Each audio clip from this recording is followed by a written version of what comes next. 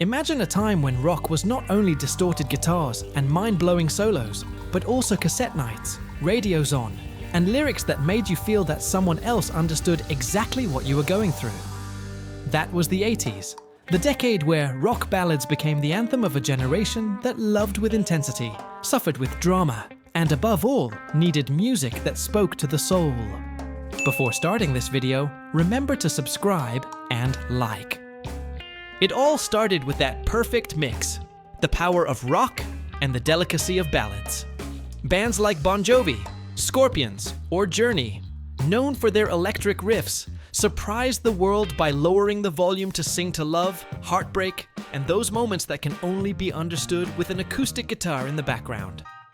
Songs like Bon Jovi's I'll Be There For You, Words can't say what love can do.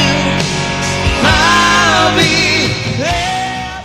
only reached #1 on the Billboard, but also found their way into love letters, graduation parties, and even reconciliations. It was the magic of a time without the internet, where music was the universal language of feelings. But what was it about these songs that made them so special? See, it wasn't just the melody, but the stories they told. Still Loving You.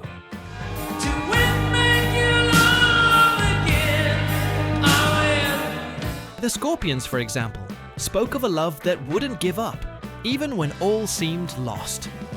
Klaus Meine, with his raspy voice, turned the pain into something almost epic, while Rudolf Schenker's guitars sounded like tears made musical notes.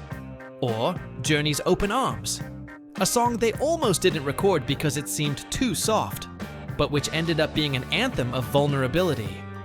Steve Perry, with that voice that seemed to come out of heaven, gave life to a song that millions used to say, I want to come back to you. And so, among synthesizers, crazy hairstyles, and drama-filled video clips, these rock ballads became more than just music. They were life companions.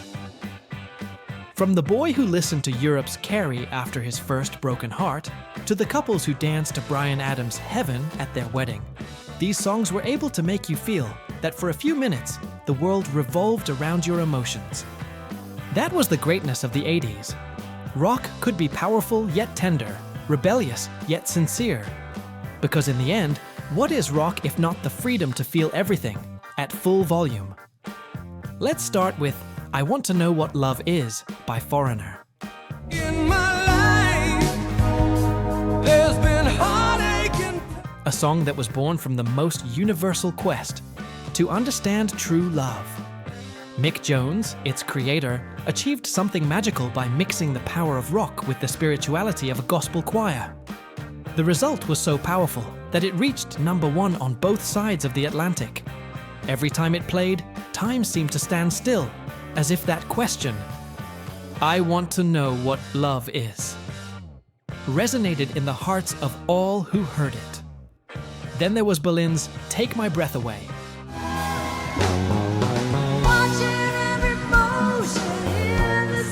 The ballad that became the soundtrack to Top Gun and an icon of 1980s romance. Composed by Giorgio Moroder, it had that futuristic yet deeply human sound, with Terry Nunn's voice transporting us straight to scenes of airplanes and intense love.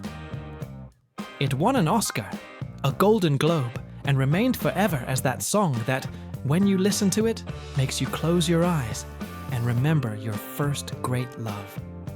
And what to say about Heaven by Bryan Adams.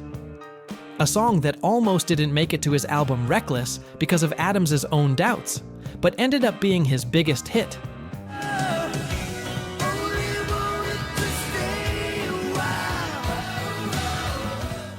With those guitar chords that are like a sigh, and his voice full of sincerity, he captured the essence of those young loves that promised to be eternal. Today, almost 40 years later, it still plays at weddings and reunions, proving that pure emotions never go out of style. These weren't just songs, they were shared experiences. When Chicago's Hard to Say I'm Sorry played, couples reconciled. When Def Leppard's Love Bites climaxed, we all felt that ache of love it described. And so, track after track, the rock ballads of the 80s wove a web of memories and emotions that even today decades later, still connect us to that golden era where rock not only made you dance, but also made you feel. Because that was the magic. You could be anywhere in the world, but when one of these ballads played, for an instant, we were all part of the same story. If you are liking the video, remember to subscribe and leave your like. It was a time of contrasts, when the most rebellious rock bands discovered something unexpected. They could roar with the same intensity, but now with their hearts in their hands. The 80s saw bands that we used to associate only with distorted guitars and vertiginous solos, suddenly leaving us speechless with soul-splitting ballads. Bon Jovi was the king of the stadium, the band that made crowds jump with songs like You Give Love a Bad Name. But in 1989, when they released I'll Be There For You, something changed forever. Jon Bon Jovi proved that behind that tousled hair and leather jackets, there was a die-hard romantic. The song was a smash hit, but the most surprising thing was to see the same fans who were asking for hard rock, now singing at the top of their lungs about promises of love and second chances. Def Leppard underwent an even more radical transformation. They were the bad boys of British hard rock, the ones who had given us anthems like Pour Some Sugar on Me. But when Love Bites hit the airwaves in 1987, the world stopped. Was this the same band? The answer was yes, but showing a vulnerability no one expected. Joe Elliott confessed years later that even they were surprised that this dark, sensual ballad became their only US #1. The most curious case was that of Europe.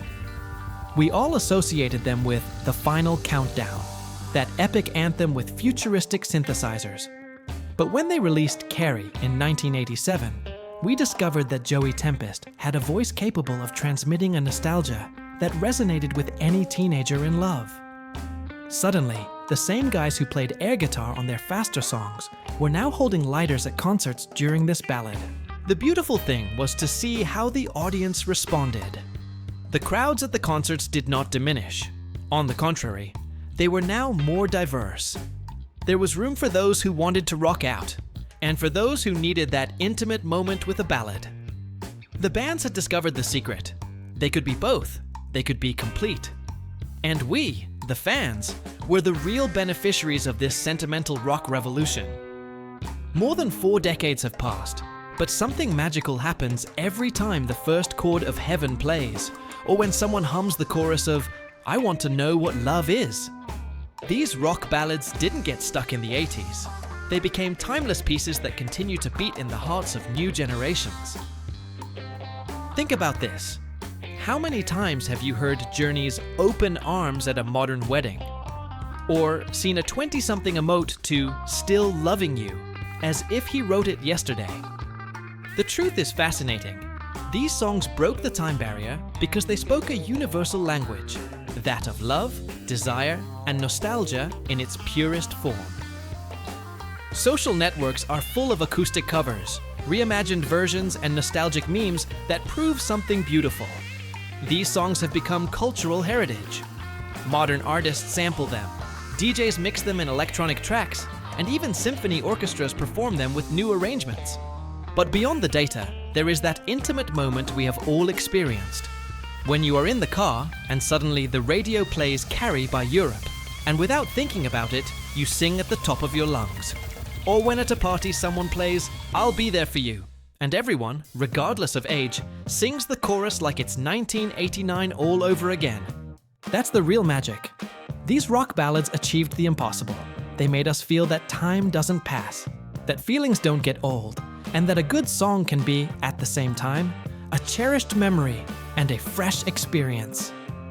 They are the musical bridge that unites generations, the proof that when rock speaks from the heart, its echo never dies out.